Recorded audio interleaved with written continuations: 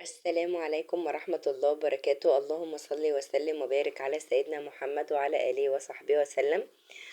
طبعا بقى ده انا امبارح كنت نزلت لكم فيديو البسلة، وكنت صورت لكم مع البسلة كده. كنت جايبة خبيزة، دي اللي هي الخضرة دي اللي شبه الملوخية.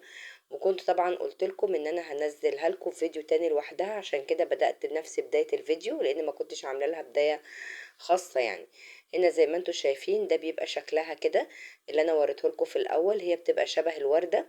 دي على فكرة رخيصة جدا، انا جايبة الاتنين ب5 جنيه، اللي هما الربطتين يعني. هي ما بتبقاش غالية خالص. طبعا مش كتير مننا يعرفها. هي طبعا يعني جدتي الله يرحمها هي اللي كانت دايما بتعملها وكده. وماما بقى طبعا حباها قوي، مش يعني قليل قوي كده لما ايه يجي على بالها ان هي عايزاها. فانا كنت بجيب لها الطلبات فلقيتها قدامي، فقلت بقى ايه، هي كانت طلبتها مرة يعني، وقلت بقى لا انا ايه هجيبها واعملها لها. وهصورها بقى وهشاركها معاكم. طبعا هنا جبتها وجبت الخضرة بتاعتها. طبعا هي بتتقطف زيها زي الملوخية عادي خالص. قطفتها طبعا وغسلتها كويس. والخضرة كمان خرطتها. وهنا بقى كنت جبت شطة، وكنت هخرط يعني خرطت قرن شطة معاها وكده. طبعا هنخرطها زي الملوخية بالظبط، يعني مفيش اختلاف عنها وعن الملوخية في الطريقة، يعني انها بتتقطف وبتتخرط. بس الفرق ان احنا بنحط لها خضرة في التخريط. وبس كده. لو انت بقى مش حابة تخرطيها وحابة تعمليها في الكبة، مفيش اي مشكلة خالص. طبعا ده بقى شكلها بعد ما بتتخرط. احنا مش بننعمها قوي على فكرة زي الملوخية.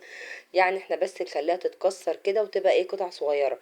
انما ما بنتكاش عليها قوي في التخريط زي الملوخية. هنا بقى طبعا دي كانت شوربة اللحمة اللي كانت باقية من امبارح.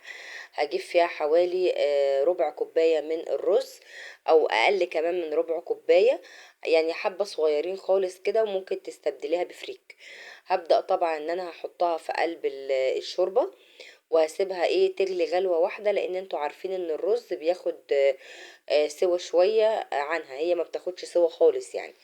فهنا طبعا هنزل بالرز الاول في قلب الشوربة، وهسيبه ان هو يستوي. وبعد كده هبدأ بقى ان انا انزل بيها هي نفسها بقى. طبعا احنا بنحطها، بس طبعا ايه ولا بنشهق بقى فيها، دي في الطشة الاخيرة يعني. انما يعني اقصد ايه، مش بنخليها تقلب، لا يعني احنا بنخليها تغلي غلوة. او يعني كده يعني تغلي شوية بساط، يعني ما نسيبهاش تغلي كتير عشان ما تغمقش. هنا بقى بصوا، هنا كانت يعني خدت بالظبط على النار 10 دقايق. هي خدت لونها طبعا بيبدأ ان هو يتغير، بيغمق حاجات بسيطة، بس لو غليتيها اكتر من كده تسود معاكي. طبعا الرز انا حسيت ان الرز هنا كان كتير شوية. فيعني لما تيجوا تحطوا قللوا، يعني حطوا حبة صغيرين خالص خالص كده. ان هو بس يديها ايه، يعني يديها طعم كده. هي لازم بتحط لها رز او فريك. وفي ناس بقى ممكن ما يعملوهاش كده، بيعملوها زي السبانخ من غير رز ولا فريك، ويعملوا جنبها رز.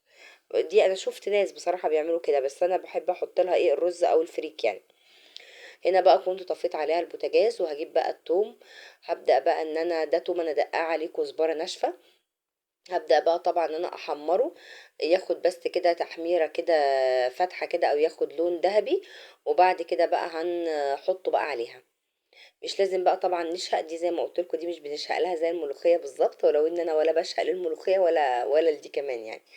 هي بتبقى سهلة يعني وايه. بنطشها يعني بنطشها كده وخلاص. هنا بقى طبعا انا كنت فضيتها ونزلت بقى بيها. عايزه اقول لكم بقى بتقدمي جنبها بقى مخلل لفت او ليمون مخلل، بيبقى طعمها حلو قوي مع العيش الناشف. اتمنى انها لو عجبتكم، اتمنى ان انتوا تجربوها، ولو جربتوها تعجبكم قوي.